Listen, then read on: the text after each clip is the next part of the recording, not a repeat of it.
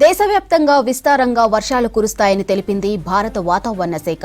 నైరుతి రుతుపవనాల ప్రభావంతో పలు రాష్ట్రాల్లో భారీ వర్షాలు కురుస్తాయని ఐఎండీ తెలిపింది.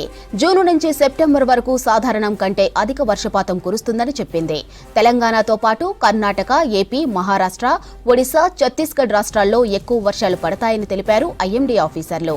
దేశంలో 1971 నుంచి 2020 మధ్య కాలంలో సగటు వర్షపాతం 87 సెంటీమీటర్లు నమోదు కాగా ఈ ఏడాది 105% వర్షపాతం రికార్డవుతుందని ఐఎండీ తెలిపింది.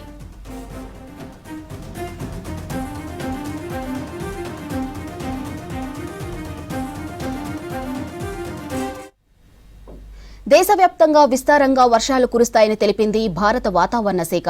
నైరుతి రుతుపవనాల ప్రభావంతో పలు రాష్ట్రాల్లో భారీ వర్షాలు కురుస్తాయని ఐఎండీ తెలిపింది. జూన్ నుంచి సెప్టెంబర్ వరకు సాధారణం కంటే అధిక వర్షపాతం కురుస్తుందని చెప్పింది.